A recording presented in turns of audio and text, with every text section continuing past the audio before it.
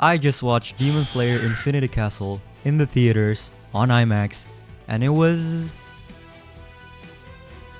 like a 6-7 out of 10 experience.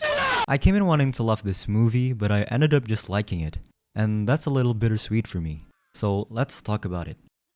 Let's start with the good stuff though. Both the opening and the ending of the movie are incredible.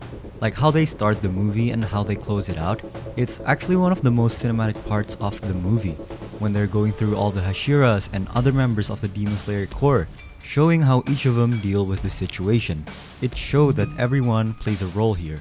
And good gosh, the score is really fucking impressive. I've always said that Demon Slayer's OSTs are the most overlooked aspect of the whole show, because people always remember only one or two standout themes each season, when the entire soundtrack is phenomenal. Like for example, when Zenitsu charges up with his breathing technique, his signature theme plays. But the second time around, the composers cleverly shift the same melody to a different key, immediately signaling that what's about to happen is something a little bit different. That is clever. The two composers of Demon Slayer, Yuki Kajira and Go Shina, absolutely killed it yet again, and I hope this movie finally gives them the recognition they deserve.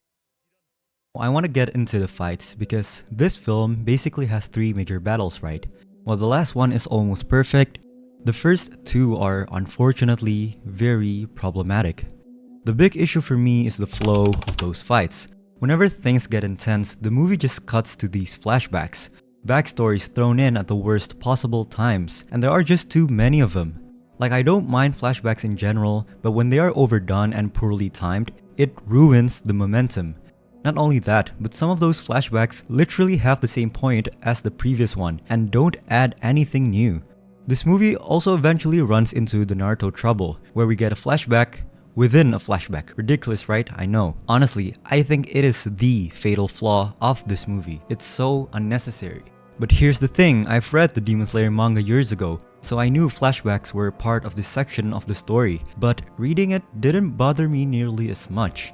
Maybe this is a weird take, but I think Ufotable's insane ability to animate fights at a constant 10 out of 10 level might actually be a double-edged sword, because when the action is that overwhelming all the time, and then the movie suddenly shifts to a calm, more mundane dialogue scene or a flashback, the disconnect feels way more jarring on screen than on page. No, this isn't to say that it's overly animated or whatever that nonsense is. It's more about how Ufotable, while can be considered one of the GOATs among anime studios, doesn't handle dialogue scenes as well as it does fight scenes.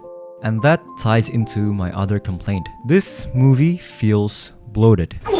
I get that Ufotable is being very faithful to the original source material, adapting everything as it is. But honestly, this is probably one of those instances where cutting or at least rearranging some of those backstories would benefit the movie a lot. Fewer backstories, or at least condensed ones, would have made this movie a much more enjoyable experience.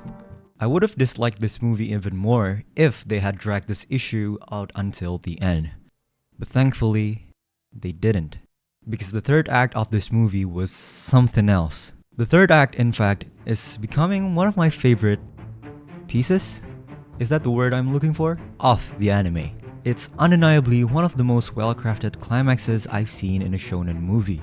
The last fight gave me the same intensity and emotional engagement I felt back in Season 1's Episode 19 and the Entertainment District arc, which, by the way, is still my favorite Demon Slayer season. What made that arc so good for me was its perfect structure, how it built tension, handled two fights that were happening at the same time, landed its twist, and used flashbacks properly. And that's exactly what the last fight in Infinity Castle does. That is exactly what I was waiting for from this movie. In the third act, when it's time for the action, Ufotable, they knew when to just let the action tell the story. Breathtaking animation from start to finish, and just let the action do the talking. A long flashback did hit this final fight, but in this case, it felt earned. Not only was it well placed, didn't disturb the flow of the action sequences, but it's also a great backstory. It's so great to the point that I even shed a tear by the end, which I wasn't expecting. It's beautiful but sad and tragic at the same time. It's one of my favorite backstories in Demon Slayer because it, more than anything, succeeded in making me really care about the character. Also, the resolution to this battle gave me one of the most satisfying feelings. It's the same feeling I get after I finally defeat a boss in Elden Ring, and then I find a grace. So I rest at the grace and just take a breath. Oh, another thing this last fight did that impressed me most is how they present speed. We all know how Ufotable is a master at blending 3D environments with 2D characters. But in this fight, there's this long scene where two characters were moving very fast, and how they portrayed that was, I don't know, absolute cinema. I do want to end this review on a good note, but I forgot to mention one last thing. This is just a nitpick, but I do want to mention it regardless. The constant exposition through the monologue. Like how Tanjiro always explains what's going on or what he's going to do to us, the viewers, do bug me a little. I know this is more of a shonen trope than it is a Demon Slayer problem, but its competitor like JJK is already much better at minimizing it. Or at least that's how I remembered, because it's been a while since I watched Jujutsu Kaisen 2. So yeah, I think that's my overall thoughts and opinion of this movie. Looking ahead, based on my memory of the manga, the later parts of Infinity Castle are better and probably the best of Demon Slayer. The most memorable battle of the Infinity Castle arc is the battle that this movie has yet to cover. I'm sure you manga readers know what I'm talking about. For you anime onlys, it's something to do with the villain we've been teased a lot in previous season, the Upper Moon One Demon. That's the stuff I'm dying to see on screen. So yeah, despite everything I just complained about, I'm still excited, for the second part of this trilogy, which I think is coming in 2027? 2027, right.